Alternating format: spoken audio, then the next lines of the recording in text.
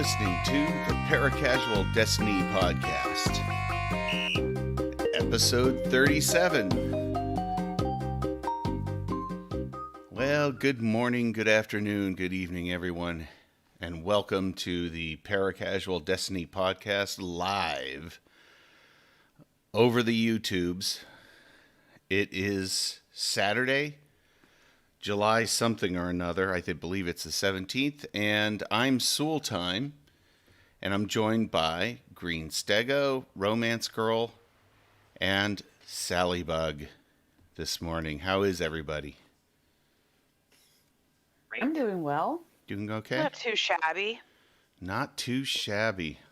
Not too shabby, not too groggy. Easy to be groggy on a good. rainy morning like this morning up here in Maine, anyway. Oh, man. Lots to talk about. It's been 2 weeks since we last did this, and so a lot has transpired. Of course, it's summertime for us, which means we're not teaching right now. So it gives us a little extra time to get down and dirty with the Destiny 2 franchise, right? Yes. Absolutely. Definitely more My Destiny favorite time, franchise. And It's been nice. it's the Solstice of Heroes. Yeah. It is the Yeah. Solstice of Heroes once again. Way to spill the beans, Green Stego. Cat's out of the bag. Cat's out of the bag, Stego. Anyway, I'm looking down at our episode notes here, and I'm seeing somebody mentioned save the date. What does that mean? Save the date. I have no idea. That's what Destiny said to save the date. Well, Bungie. Oh, Bungie said that? Yeah. Bungie Yeah. said save the date. They There's a did. Destiny showcase. Oh, okay. So that I guess they're putting out one of their vlogs, one of their state of the games. Oh, okay. All And right. it's I'm assuming Oh, think- it's right. not What's live. the tagline? What? Say that again? Survive the truth. Survive the truth. truth. Yeah. Does And that we mean have that a- Luke That Smith is means- leaving? He just got promoted. Oh, Hey, okay. I highly Again? doubt that. Yeah. Oh. No, so my guess is they're gonna talk about the next iteration, Okay. the next big DLC that's coming in the beginning of next year. That would be Witch Queen. Yeah. Mm. So Yeah, that's the Witch Queen symbol. An updated Witch Queen Definitely. symbol. Okay. All right. Keeps changing. Savathun always keeps us guessing. she does. Absolutely. Some have seen outlines of the veil in this symbol, the statue that you see in some of the raids. Oh, I saw that come up on my Twitter feed. Yeah. Yeah, I don't know. There That might might be be a little tricks of the Rorschach eye. going on. Yeah. You know what I see? It's a little trick of the eye for me. Yeah. You see a W? No, For I don't which? see a W. I see, you know, when you descend into the tower and you've got the marble carving of the three guardians, I see the hunter right there in the middle. I see that in the logo of Again, I'm going to The call Witch Queen. Rorschach on that. So, Yeah. Yeah, Hunters exactly. have more I than think one that's exactly upward what's going arrow. on. I think if you imbibe certain substances, you'd see a lot more in this symbol. absinthe. Oh, Solstice of Heroes, somebody mentioned. Wow. You know what? I said, typical fashion, I said, I might take a break. It seems like it's the same as it's always been, and I've got other games I'm working on and a lot of projects going on in our family lives right now. And so I got sucked in as soon as I saw there was no trials component or requirement to getting those glows. I was like, I'll do it. So I dove in. All three characters. I've got fully to the end. I think I've got all the glows except for the raid. We have to do the raid. And my Titan. All characters? No, yeah. Well, the glows are sort of account wide. So if you already have the armor for your other characters, so they you should automatically definitely get the armor glows. for the other characters first. Oh, you only need to get the glows one time. On one character, you can choose your favorite. Right. Okay. Yeah, so my main character's been getting the glows. I've done a little bit of the grind. I unlocked the magnificent armor. I haven't gotten the glows for it yet. Mm-hmm. And it was very doable. Like other past seasons, I haven't been able to keep up with it. And I did appreciate just more, because it's just a summer event. It doesn't need to be overly grindy. Yeah, it's just I'm a glad little they toned it seasonal down. summer event. Yeah, I really appreciate it. And I found the changes to the EAZ very enjoyable. Me too. I agree. It's being able to see the chests constantly. That was a great upgrade. Yeah. I actually had a good time just grinding out for the gear and just like me too. diving into older content a little bit, but just not too much. They don't make you hang out and pass. Right, like you don't have to do like do it. 25 Gambit games or something. Yeah, exactly. Or like that. Go into Blind Well and stay there for 6 hours. And it's right. No, and the cool thing is the multipliers are a little more visible now, because when you go to Eva Levante, she has those buffs, that show that you've gotten this far on another character, so you get a boost, and it encouraged me to keep going and knowing I'm going to have to do less each time. So instead of I think I was watching you Soul Time, and I was sitting on the couch, and he was like, well, I can't remember if you were on your second or third character, and the requirement was like 10 of something, and you did it once, and the multiplier was like, boom, done. Yep, done.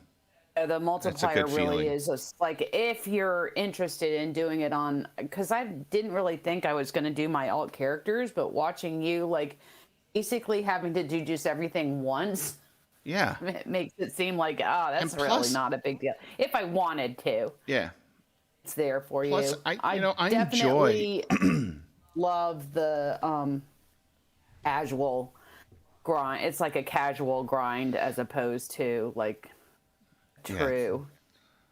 Yeah, and I'm with you. I did the same thing. It's like as soon as I realized there's no trials element, not only are there no trials element, there's not really any.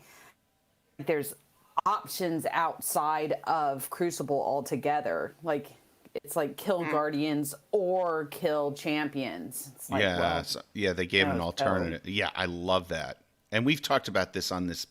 We've talked about that on this podcast before. How it would be. I think Stego, I remember mentioning in one of our episodes, he likes the bounties that don't require a certain subclass or don't require a certain weapon, but you just progress faster with it, right? Mm-hmm. If you do use that subclass or the specified weapon, you progress quicker on the bounty, but you still by getting kills and playing the game, you can still peck away at the bounty.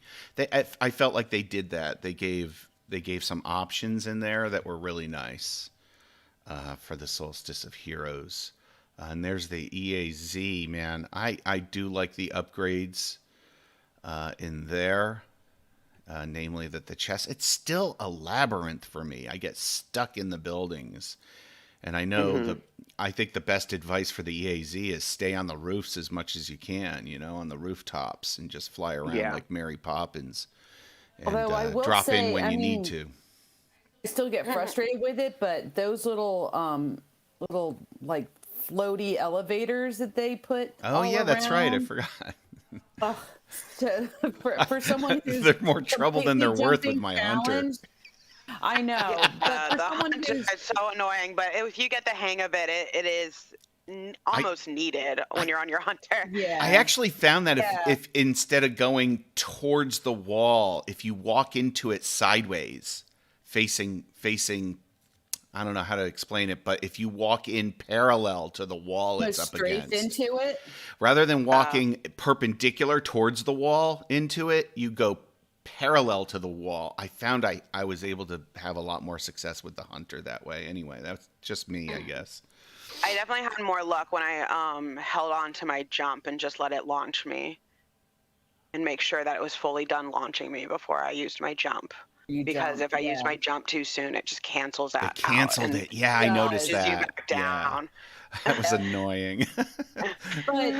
but I do say I can get up on the roofs a lot easier now that those are available. I just have memories of like last year just trying to get on top, especially when the boss is on the roof, and I'm like just spending my whole time just trying to get there while everybody else is doing DPS. Yeah, I still mostly just do that throughout EAD, but it's fine. I don't. Yeah. And the grind for it is it's like you don't have to do it that much. Like you just enough to not get really tired of it, and it's nice to have an alternate. I said that last time. It's kind of nice to have like just a little alternate thing to do if you feel like it. Quick shout out to content creator Mactix, whose very short and sweet video on efficiency in getting your Solstice armor. Also, he has a link I'll link to his YouTube video. In his YouTube description, there is a link to a spreadsheet that he made. I know there's been spreadsheets in the past, and there's probably other spreadsheets out there, checklist style or whatever, but his was particularly useful for me personally. He gave an order into which to do things that would, sort of kill, multitask efficiently in getting the armor. So a shout out to him. He did a really good job on that, I thought. Yeah. What about other news or other recent happenings? There's been some announcements about Vanguard reputation changes coming to Zavala, I guess. Yeah. I'm excited about the upcoming change for it.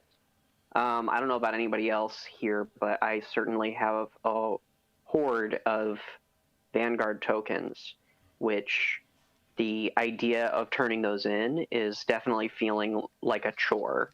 Like, I am not expecting to get... you don't get anything from them. You don't need to really do it if you don't want to. Yeah. I mean, like, it's nice to have the money from it, the legendary marks from everything that I'm going to dismantle. True. But that's really it. Yeah. Overall, things sound very promising. I really like where they're going with balancing just getting in and playing the game versus, I've got to get these bounties and finish all these bounties. I like how they're kind of splitting the difference there between the importance of a bounty in that they're reducing bounties to be XP only. So they're not like, I don't know. I feel like it's they're catering to my play style personally with these changes, and also offering us those materials too to masterwork and build and do some build crafting with. So heck yeah. Yeah, I like that it's streamlined and it's a little more uniform, so you just know based on what you're doing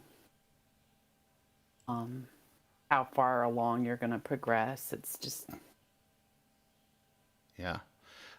before we get to our discussion of what we've been using recently in the Paracasual loadouts, a quick shout out to our clanmate and good friend Richard, aka Ghost. Today's his birthday, so happy birthday, Richard. Happy birthday, Richard. Richard. Happy birthday to you. Happy birthday to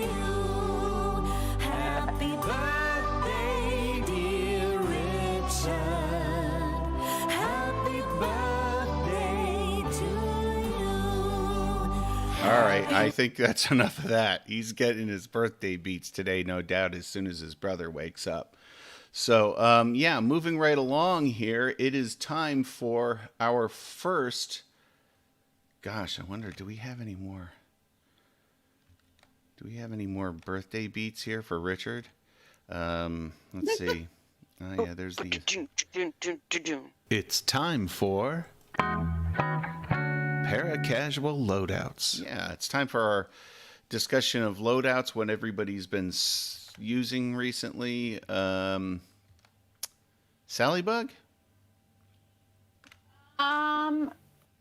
Well, I mean, for the armor, obviously been keeping the Solstice armor on for the most part, just to efficiently get all of the things I need to get done. But I have been using, for the most part, Anarchy with the Breach and Clear, because Anarchy is going to get nerfed soon, and I'm just taking advantage of it before it goes away. Plus, the Breach and Clear is crazy good. And outside of that, as a heavy, been really enjoying all sorts of scout rifles. Night Watch, Vision of Confluence. I just got the Hung Jury a couple of days ago, so I'm having fun with that. I had something I needed to do where I needed scout rifles and arc, and so I got put on Eternal Blazon or yeah, that's a good scout rifle. And was enjoying that one as well. So just scout rifles in general, those were I really kind of my go-to back in D1, and now that I feel like they're in a better place, at least in PvE. Mm-hmm. And outside of that, Chroma Rush. I have. Man, you were rocking that in the PvP. I saw. Rush. Yeah. Yeah, it's pretty much kind of my, like, I have been picking that for the most part in my primary slot a lot of the time. And if I'm not doing Chroma Rush, Fatebringer. Mm-hmm. So those are mine. Yeah. I gotta say, has anybody else done some PvP since the hand cannons got nerfed, the 120s? It's no, I haven't. I've watched some streams and stuff and checked out some videos. It seems pretty good. Yeah, it's kind of refreshing to not be being too tapped by those things all the time. I mean, you and I had a session. I think we were just trying to go for the pinnacle, like do the 3 games to get the pinnacle. And I gotta say, it was refreshing to be killed by something other than just to see different weapons being used was nice. You know, when you see what you were killed by, it's like, oh wow, that he's using that. All right. Every time they shake up the meta a little bit like that, it's like that first week or two afterwards, before things settle down and someone's people figured find out the most efficient meta again. Right. Yeah, exactly. So we're in that kind of phase right now, and it's been great to kind of have that fun with it. It'll settle down into something else, and people will figure it out again. But it's a first couple of weeks makes Crucible way more tolerable. Yeah. Well, I'm gonna treat this Paracasual loadout segment as a confessional. I went into the override missions with my hunter as my alt character to get the Solstice armor requirements done in there, and I put on Quickfang, which is the hunter's sword. Right. And that's the one where, you know, when you sprint, the sword goes down by the hunter's side and they sort of lean forward and run really fast. It's kind of fun. Yeah, like an anime run. It's like the anime run, exactly. And so I was just cleaning up, and then I realized I was one of those, you know, hunter punks with a sword, like stealing everybody's kills. It was amazing. Hunter punks. Yeah. Oh, yeah. That's putting it lightly. Yeah, well, I'm keeping it family I guess friendly. If we're all going to confess, I'll say I'm the hunter punk with Wither Horde and Override, taking everybody's kills. Nice. There's like every time there's always one, right? Yeah, Yeah, at least one. Got to get those seasonal challenges done. Where it's just like the ground is just Wither Horde everywhere. It's just dying. They need to nerf it. The game mode is just one giant Wither Horde pool. The breaching clear too. It's just crazy right now. Yeah. Yep. Anybody, Stego, do you have any things that you've been fond of lately? Last couple of weeks? I have had the Solstice gear equipped, so I haven't been using a lot of like builds really because I haven't invested in them to upgrade them. I think we can all attest to that. Yeah. Yeah. Right. Basically, I like to, if I can, I like to have a special ammo breach loading grenade launcher with blinding grenades. Ooh, yeah. If I can. Love me some blinding grenades. Yeah. I have a truth teller with blinding grenades that I use quite a bit. Yep. A what? Truth teller? Truth teller. Truth teller. Well, there you go. Ruth teller? Survive the truth. Survive the truth. Okay, you know what? It's time for our next segment in the podcast. Those who love the podcast are familiar with it. Those who don't are also familiar with it. The Paracasual Destiny Podcast presents Eva Levante's Coffee Boutique. I could use some coffee. Yeah, we could all use some coffee in our lives, especially in the morning time. What's everybody drinking? We've got a hot coffee. mocha here. Yeah. Brewed right in our own in-house cafe. Nice. Nice. In-house cafe. Isn't that nice? Well, we recently had to move our coffee setup to the living room. Mm-hmm. So it is kind of like a cafe, like little area over there. Oh, nice. I like it. It's very cute. Station? Yes. It's awesome. Our kitchen was just too small for the amount of coffee we had. Mm-hmm. Yes. It's a nice setup, but it does take up a lot of space if you don't have a lot of counter space.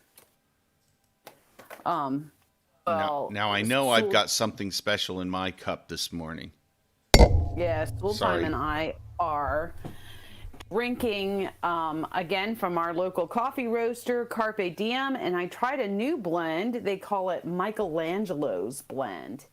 I'm going to read their quote. A work of art, and you don't have to finish the ceiling or choke on marble dust to enjoy this artistically balanced brew.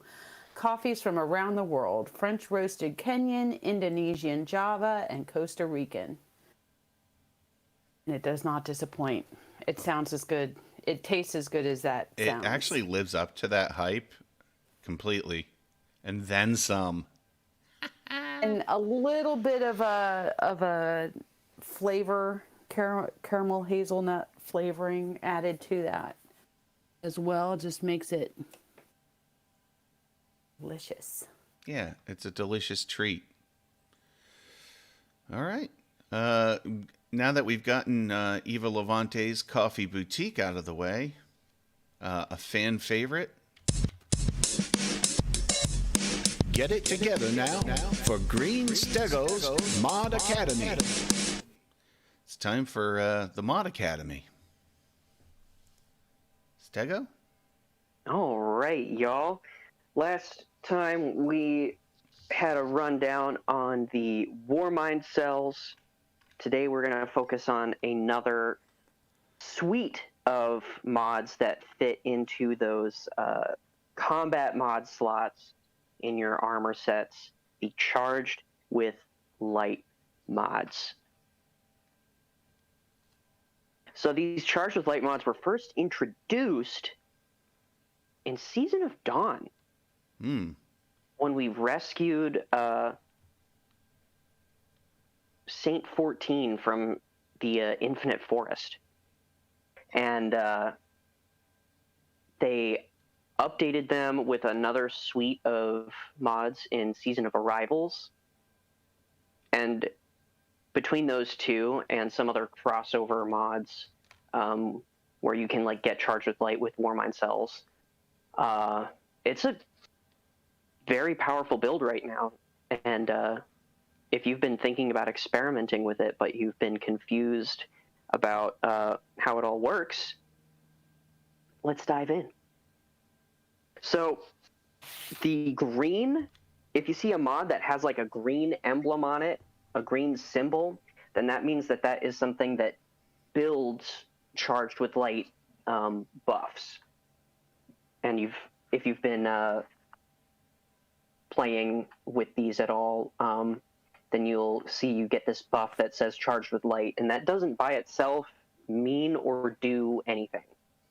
You have to have another mod that tells your character like what does being Charged with Light actually do, and those mods are colored yellow. Gotcha. So we've got like if you're just thinking about experimenting with Charged with Light, one of my go-tos is using Taking Charge, where picking up an Orb of Power makes you Charged with Light. And then the High Energy Fire mod, where you get a bonus to weapon damage when you're Charged with Light. And anytime you defeat a combatant, you lose a stack of Charged with Light.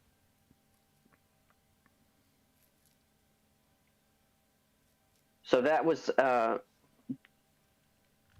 anytime I'm like not really like sure what kind of like build I want to go into, but I don't want to think about it too hard, that's the build that I go with. And then there are a couple other mods that you can splice into it, but these mods are nice because they're actually they're not affiliated with any element, so you can put them into any armor that you like. Just Taking Charge and High Energy Fire can slot into any armor, whether it's Arc, Solar, or Void. Full disclosure, that's pretty much all I do. There are some other really nice ones. The Taking Charge and the High Fire one on one of my characters. So they're nice. Quick question for you, Green Stego, and you may or may not know the answer to this, but if you're sporting that green Taking Charge mod and your super is full and you run over an Orb of Power, does it build? Yes. Do you become Charged with Light at that point? You pick up that Orb of Power. It does not give you any super energy. Well, no, because if it's full. Yeah, you'll know that from like doing raids, and if you rally to the flag, but then someone makes an orb, you can instantly get Charged with Light. Right. Okay. So it still works even though you're full. Also, contrarily, if you're doing some kind of raid activity where, say, you want to have a bunch of people just, say, 3 warlocks who are standing in the same area and casting their Ward of Dawn super. Well of Radiance. You have that chart. Well of Radiance, yes. Well of Radiance. And you have your super ready to go, but you're killing like goblins or something, and that reduces your Charged with Light, and then you can basically waste some Orbs of Power. Gotcha. So, that's important to note. Yeah, because situationally, it could be a negative, right? Yes. Yeah. Okay. Gotcha. That answers my question and then some. Thank you. So if you're trying to stockpile orbs of power and you are holding onto your super at the same time, then taking charge may not be the one for you. But there's a whole bunch of different ones. Mm-hmm. And long-time listeners will know that we've briefly touched on how before Armor Update 2.5, they had some like weapon affiliations with the elements. Like Auto Rifle Reloader was a solar mod. And these kind of relationships and connections kind of live on in these Charged with Light mods, as well as with the Vault of Glass raid mods, which I personally don't have any of, but there's some similar overlap there, which I think is pretty nice and pretty interesting. But there's like a couple themes there that is nice and you should be aware of. And another one of the nice things about these Charged with Light mods is there's like a little bit of everything. So if you don't have, like, let's say you were interested in that Warmind Cell build that we were talking about last time, but you didn't have a full suite of solar armor. Your armor is kind of like all over the place. Charged with Light is built right for you because there's a little bit of everything for each of these categories. Mm-hmm. The solar ones can increase the number of charges that you can have. So normally you can only pick up to 2 charges of Charged with Light.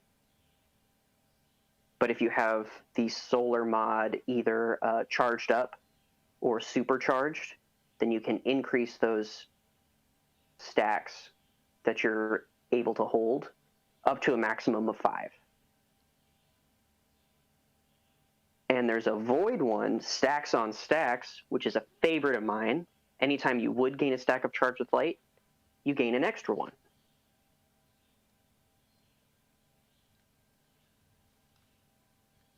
And then there's something kind of tricky, kind of weird with all the Arc ones. This is like unique to the Arc brand of these, but they do this like chaining thing together where if you have multiple of the Arc mods for Charged with Light, they have a secondary effect that gets enabled. And so they like to chain together. I'm not sure I understand that. Do you have an example of that? Yes. So there's a mod, Powerful Friends. It's an Arc mod. When you become Charged with Light, nearby allies also become Charged with Light. Okay. And so that's its primary perk. But if you have another Arc Charged with Light mod, then it adds a secondary benefit to that. And for this one, it's plus 20 mobility. Yes, ding. Ding, ding, ding. Ding, it's great. And so we don't really have time to go into all of those, but that's something that you can see in it. I got an image of it in the next slide where it shows the secondary perk grayed out. The plus 20 mobility, right? The plus 20 mobility. There it is. There it is.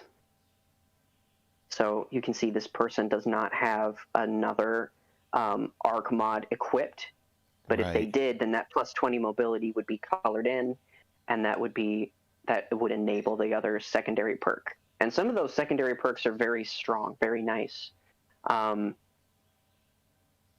Something like increasing the damage resistance that you have while sprinting, greatly increasing handling speed of shotguns and fusion rifles,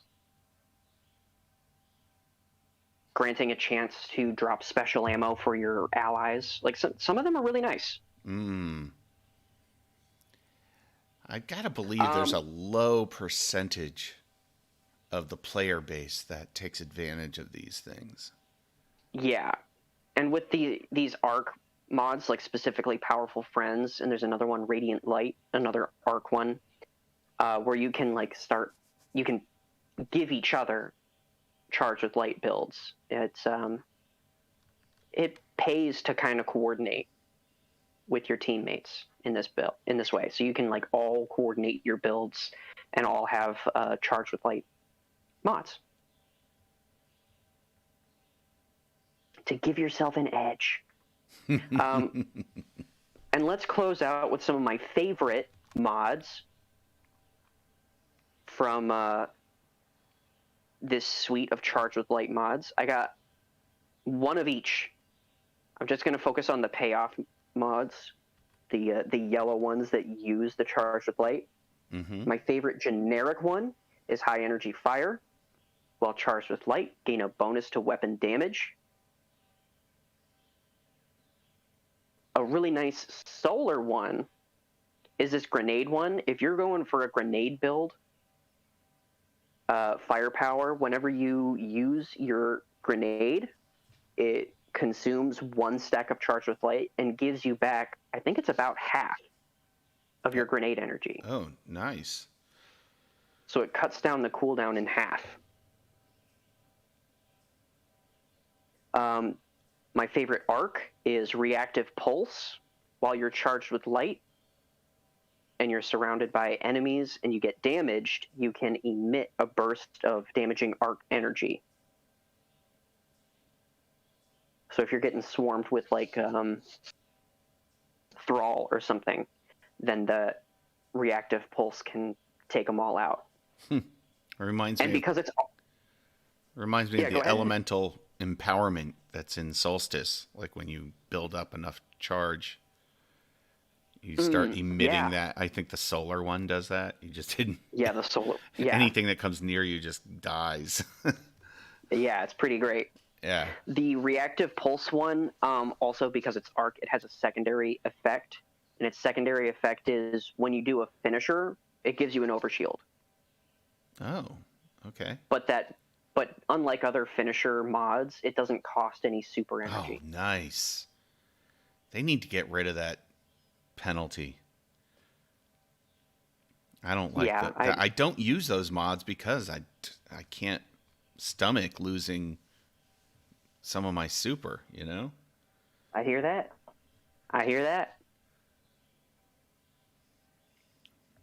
And my favorite Void one, which is a mod I don't have, I'm waiting for it to come back. Mm-hmm. I'm waiting for Eido to sell it. Protective Light. While you're charged with light, you gain significant damage resistance when your shields are destroyed. When you go down to low health, blinking red bar, it consumes all your stacks of charged with light and gives you 50% damage bonus. Wow. Damage. That could be an amazing one in PvP. Very frustrating for the opponent. Yeah. Thinking they have you, and then all of a sudden, they don't have you. What is going on? The game's bugged. Also a game changer in PvE as well for if you're raiding and you're having a hard time staying alive, which we do. Yeah, Protective we do. Light might be the one to go with. Gosh, I have all these mods and I never think about using them or really delving in and seeing what they do, and then you some of them are worth adjusting your playstyle for. You know what I mean? Yeah. Like if you've got like a build that you want to try, like a grenade heavy build, or you really like Chroma Rush and you want to like amplify your Chroma Rush or something, there's probably a way to tie in these Charged with Light mods to give you a boost. All right. Thank you so much. I've never done a Charged with Light build, and I don't plan to. Oh. No, I'm just kidding. I'll give it a shot. Yeah, I got to give it a shot. Yeah, I enjoy Charged with Light. Only doing the taking charge one, but now I'm like interested in like taking a look at some of those others and play around with them. You may want to, Miss Chroma Rush over there, you may want to try the solar mod sustain charge. Is Chroma Rush solar? Is it considered solar?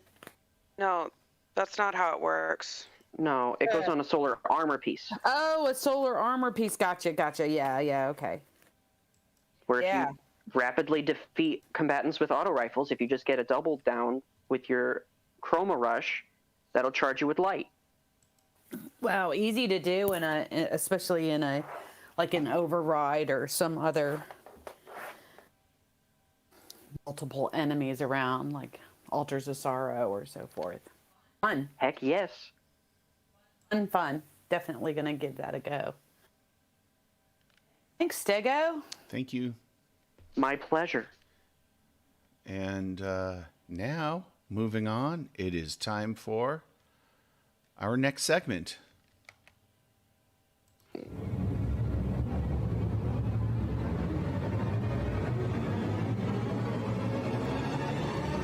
Paracasual Destiny Podcast presents A Touch of Grimoire. Touch of Grimoire with Sallybug. Sallybug, what do you have for us this week? Well, since Solstice is well on its way, we're in the middle of the second week, and I think it's 3 weeks long. Is that right?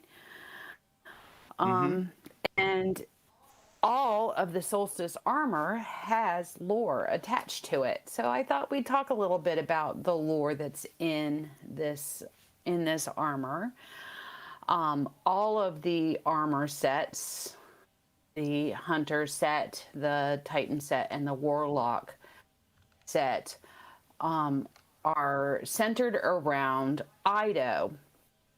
And Eido is, if you remember, the daughter of Mithrax. I don't know. We talked about this in the past about how you can go around the encampment, the Elixni encampment, and get the lore, and all of that is Eido talking.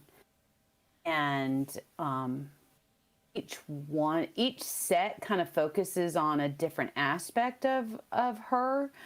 The Warlock set is her gathering hatchlings of the encampment, or gathering around the hatchlings, and storytelling and telling them stories. And so all the different stories they're kind of like almost fable-esque in that they tell stories. That, for instance, I think one of them tells the story of a hatchling that's born with 6 arms instead of 4 arms, and how that hatchling kind of overcame its differences. Don't want to go into too much of all of those. I highly recommend, of course, going into all of those armor sets. And if you don't have all 3 characters, or have the Solstice armor for all 3 characters, you can get all of that lore from my favorite go-to, which is Ishtar Collective. Just search up the name of the sets. So I believe the Warlock set is called the Celestine, and the Hunter set is called the Luminous, and the Titan set is called the Sunstead. So just look up those 3 words on Ishtar Collective. They'll come right up, and go ahead and give those readings a go. We'll talk a little bit more about what the other 2 sets do, but I wanted Stego to read the story that comes from the boots of the Warlock, the Celestine boots. And then we'll talk a little bit about that. So take it away, Stego. The hatchling whose mother was a catch. Eido surveyed her audience. the smallest hatchlings were beginning to doze off, leaning against the lower arms of their clutch mates, but the oldest among them were eager for one more tale. There once was a hatchling, Eido began, whose mother was a ketch. Several of the hatchlings exclaimed in disbelief, waking the dozing youngsters who roused to listen. Her egg was kept warm and safe inside the ketch's vent shaft, and once the hatchling was ready to come out, Eido mimed breaking free of inside of an egg. The ketch landed right in the middle of a battle. The hatchlings leaned forward, some clambering over others. Awoken and Elixni traded fire, she continued, waving all four hands for emphasis. Explosions shook the ground. The banners of great houses burned. Many were lost. One hatchling let out a thin, protracted squeak. But in the middle of the battle, cleaving his way through the enemy, was a vandal. He heard the ketch's call and ran toward it. When he entered the ketch, he discovered the hatchling, ruling the tiny vent shaft. He took the hatchling far away from the battle and raised her as his own. He taught her the ways of the light, and in time, she grew to be a scribe for the wisest Kel in the galaxy. The older hatchlings exchanged glances and reveled in a sort of quiet joy, a shared secret. Unlike their smaller peers, they were worldly enough to make the connection between Eido and her story. Remember, she concluded, the light always provides, no matter where we come from, or who our parents are.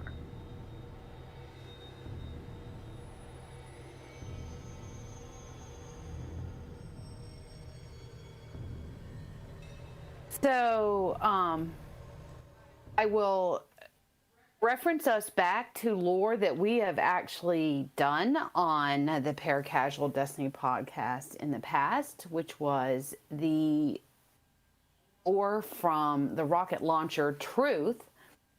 I'm just going to read a little bit from that. If you recall that this is Mithrax as when he was still a Vandal and was had Sir Eido as kind of his captain, so to speak. I forget exactly. We came at because he calls her something in particular, and I think it was Romance Girl who looked up what that word was. But at any rate, I'm going to read just a little bit from that lore. He's about to abandon a ruined devil's skiff when he hears a faint hiss from inside a ventilation shaft. He clambers up to peer into its grate, and sees four wary eyes shining back at him. A hatchling still soft and translucent with its egg molt. Carefully, he pries the gate open and beckons her. Blisk. He murmurs. Ankamaruk. Falls into his palm, and his heart surges. So that was kind of, I think, the end of that lore from Truth. And now we got verification from the lore of the Celestine boots that hatchling was indeed Eido, and that Eido is Mithrax's adopted daughter of him rescuing her from a battlefield. So I thought that was kind of fun and cool, and another way for Destiny, of course, to tie in some previous lore and get those stories. Didn't we already have? Sorry if. Go ahead. Did we not already have confirmation that she was raised by Mithrax? Oh yeah, we knew that Eido was raised by Mithrax for sure, but it's just more tying in those two pieces of lore, that the hatchling that he found on the battlefield in Truth is indeed indeed Eido. I thought there was no question. I thought that was already just all but confirmed. Right. But it just, for those who aren't as fully engrossed in the story, I felt like it gave that a good that final connection. confirmation. Yeah. And so the rest of the armor, the hunter armor, is all about Eido becoming a scribe, from having either a nightmare or a visitation from the Tekens when she's a hatchling. And Tekens, Techians, how do you pronounce that? Tishun. Techian. Techian. Like the hard C. So Like the witches. Techians are kind of like the historians or the scribes of the Awoken. Mm-hmm. And so she has like this, not one of the lore is her having kind of this either a visitation or a nightmare that involves the Techians. There's another piece where Mithrax is trying to teach her the ways of the splicer, and her just like not being able to do it and saying, this is not for me. And then realizing, going along her path to become a scribe, to become that. And she also, in some of the lore, she actually does go to the Techians as an older Elixni, and she goes to Varix and learns from him, who, if you didn't know already, is also a scribe. And we're just observing, around her, because that's what scribes do, is they observe and chronicle. And then the Titan armor set is all about that observation, is her observing. Mostly Guardians, I believe. I read those last night. I don't have that set, so I read them off of Ishtar Collective, and I don't quite remember all of it. Some of it is actually quite humorous. I'd recommend it as well. But it's her doing some observing and chronicling the lives of, I think, mostly Guardians, like of their new companions, like their new sort of neighbors, would you say? As so, fun stuff, interesting stuff. Awesome. And that's it. All right. Thank you, Sally. We appreciate it. And love it. Yeah, loving the lore, and in keeping with the Solstice of Heroes season, we have our next segment based on an important figure as well. Yeah. You may recall the host of the festivities, Sound check. Destiny. Sound check. You're correct if you thought Eva Levante. And today we celebrate the voice behind Eva Levante, one Nika Futterman. And Nika Futterman is, like a lot of the voice actors that Bungie has enlisted for our game, is just sort of this versatile, crazy, multi-talented individual. She's an actress, a singer, an accomplished poker player, and of course voice artists that provided the voice of many characters across many cartoons, TV series, films, and of course video games. She one of her most notable roles is as Asajj Ventress in the Star Wars The Clone Wars, both the television series and the film. Her video game credits are endless, and I could spend 20 minutes just reading them off.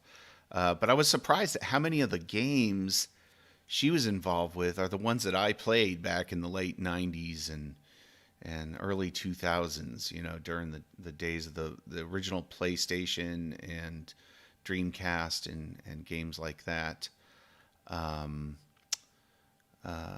So I'd like to listen to Nika herself talking about her approach to coming up with a voice for a character.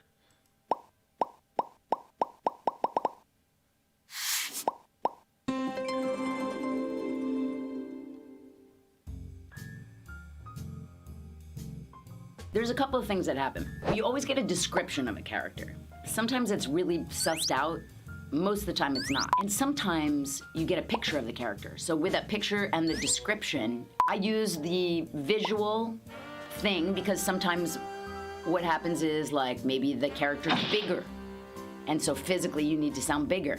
Sometimes they're older. Sometimes they're really young. Sometimes they're tiny.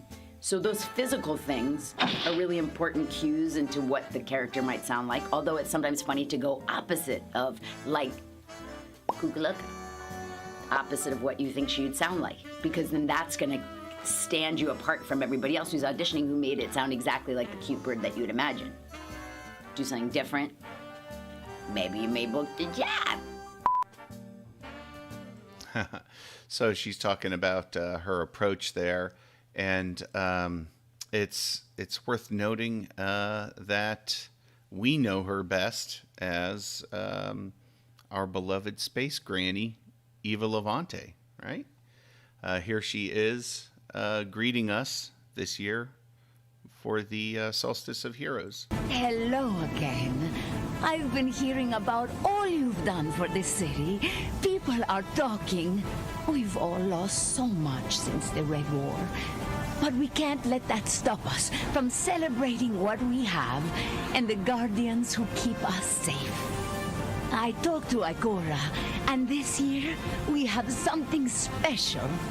A way to honor all the inspiring stories you've given the world. Go now, relive your glory. And friend, have a happy solstice. All right, yes. Happy solstice, everyone. Thank you, Nika, for giving us one of the most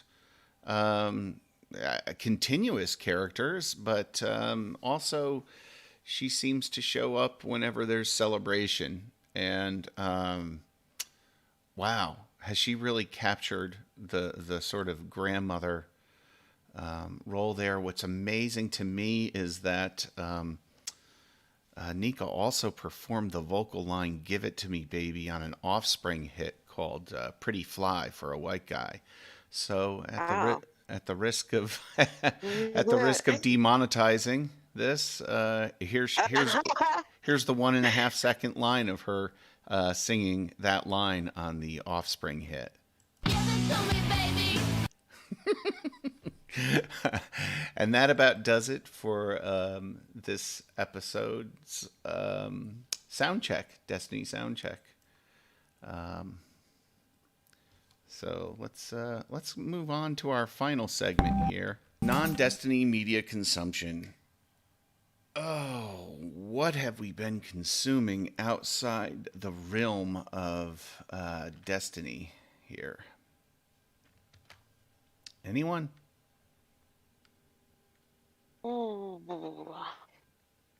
Well, just Destiny, I'll go. I mean, outside of Destiny, end of the day, relaxing, just mindless TV that we've chosen right now is My Favorite Martian. That's right. A sitcom from the late 50s, early 60s. Well, right? It ran from 1963 to 1966, and it's noted as the first sci-fi sitcom ever, if you don't include the 1961 Mr. Ed about a talking horse. I do not. We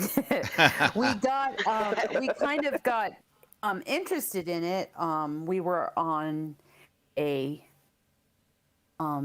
sabbatical. A kind of a business trip down to New York, and we were talking with your brother, and he had mentioned it, he brought it up about how the writing is actually quite like it's very smart, right? Yeah, it's intelligent writing. Yeah, it's intelligent writing. So it got us curious.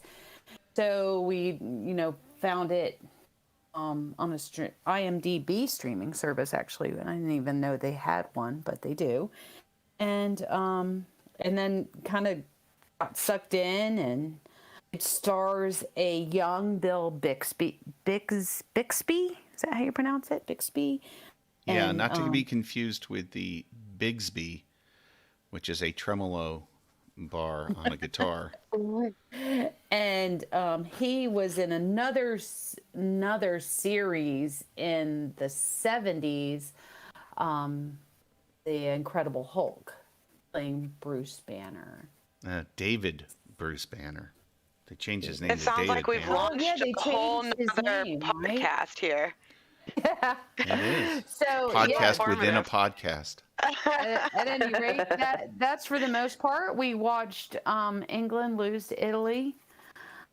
But I had a lot of fun making some traditional English food, including meat pies. What else did I? Banoffee pie. Fish and chips. Fish and chips, yeah. Fish and chips, meat pies, and then a banoffee pie for dessert. Feel free to chime in if this is offensive to our British audience. No,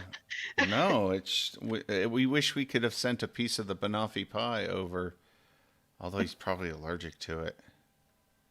Yeah. Did it have nuts? No, it didn't have any nuts. Oh, in it's it. nut free. All right. Yeah, no nuts. We're all good to go then. Yep. All systems go. Banoffee pie. Ship it out. It was really good. It was really good. It was a lot of work, but it was a lot of fun to give it a go. I'd never tried fish and chips. Sally at Bug home, was up at 6 a.m. starting that banoffee pie. Toffee is really hard to make. It's a process. It takes a long time. There was a recipe for just like putting it in the oven in like a bain marie, so to speak, but I just... And our third podcast has started. This will be a cooking podcast. We'll teach you how to make banoffee pie. Well, it qualifies as consumption. I don't know about media consumption. We're making our way through the Destiny cookbook. That's a book. That's media. That's true. Yeah. What are we consuming? Have been watching a lot. We've been watching Craig of the Creek. Very, like, probably one of the most wholesome cartoon on television right now. Mm-hmm. I'd agree with that. Nice. We watched Wish Dragon. Craig of the Creek. Wish Dragon? And Wish Dragon on Netflix. The Chinese-American collaborated animated movie.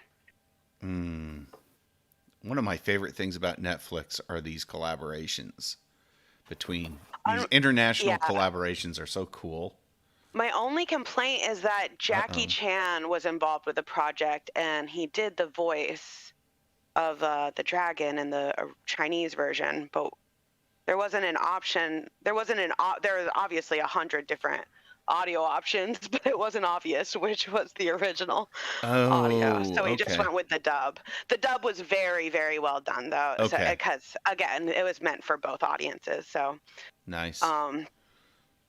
It was a very charming movie. I liked it. Yeah. Nice. Oh, and then we've been watching what's that skit show? I Think You Should Leave. I Think You Should Leave, also on Netflix. Yeah, we watched some of that. That's pretty Ridiculous. genius. I highly recommend that. Yeah. To anybody.